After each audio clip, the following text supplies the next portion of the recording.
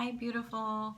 Okay, so today we're going to focus on mediumship, spirit talk, Q&A, and I have three really big questions, three really big juicy questions that I get asked a lot, and some of these questions were asked in my Spiritual Beauties Facebook group community.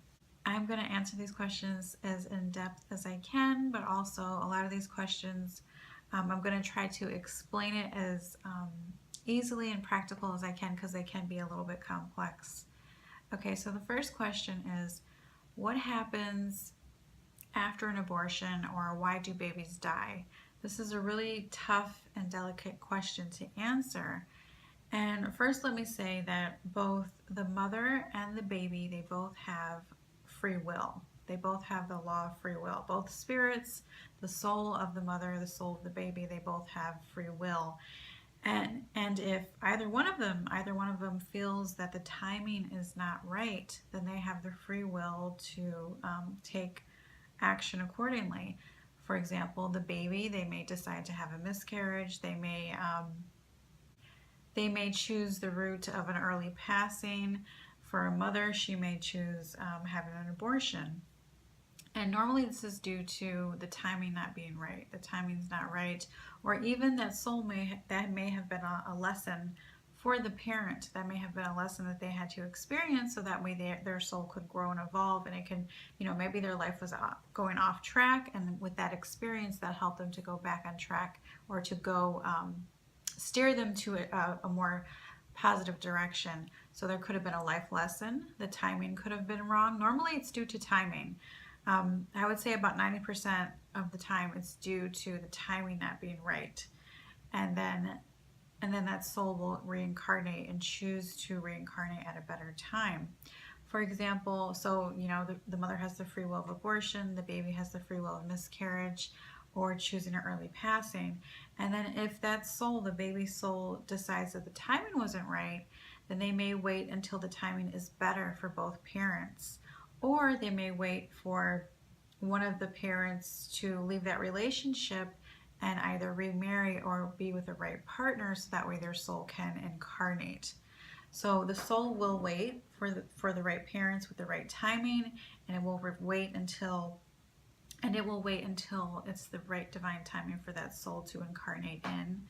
Another option is if the timing doesn't come through for that soul to be birthed and reincarnate, then the other option is that baby's soul will choose to incarnate within the family. So for example, say someone's aunt she was pregnant, she was going to have a baby, but she decided to either have an abortion or she had a miscarriage, and the timing was never right with her. So the baby's soul decided to incarnate to her sister. So her sister became pregnant, and that soul chose to go that way. And then the soul is still incarnated into that circle of family, but just choosing another route where the timing is better, and where that soul can incarnate, where everything is just going to be a much smoother process. So there's definitely lessons that have to be learned, and it really does come down to free will, the law of free will, and the law of divine timing. Okay, so the next question is, how are people who passed away chosen as guides? Or are all people who pass, do they choose to be guides? And are they chosen?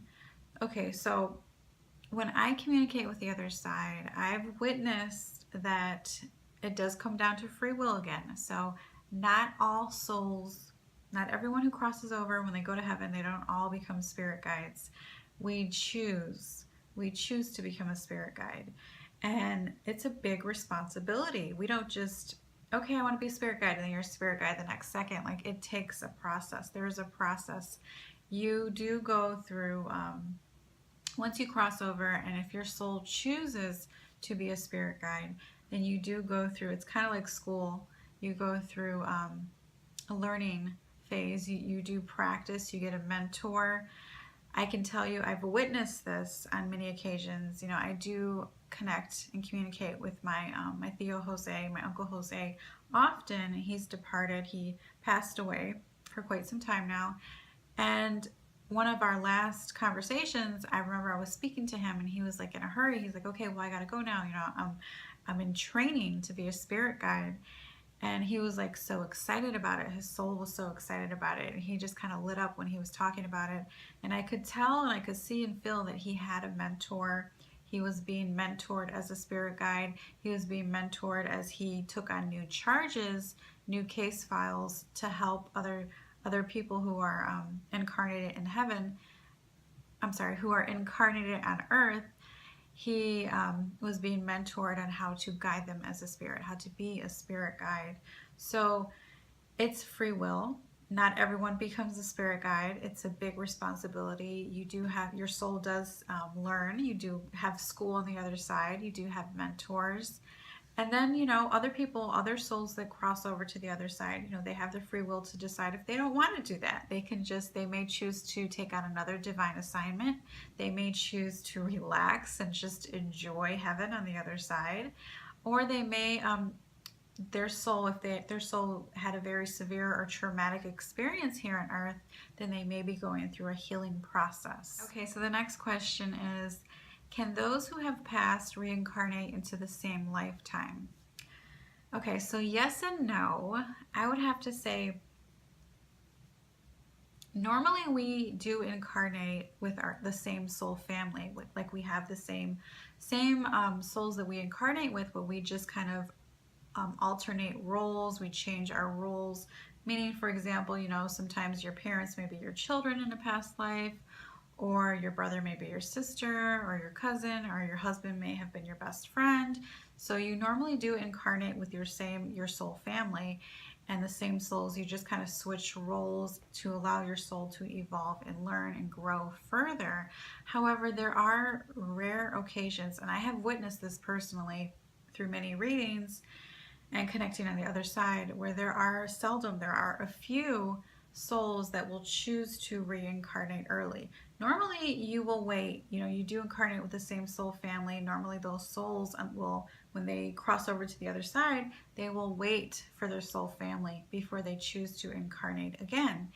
But however, there are a few occasions where those few souls, normally I've witnessed it with souls who have very severe and traumatic experiences, where they are, once they get to the other side in heaven, their soul is like awakened and they realize, okay, they feel kind of disappointed, like they failed, like they didn't complete their life lesson or their mission, or they're disappointed on a choice or action they made.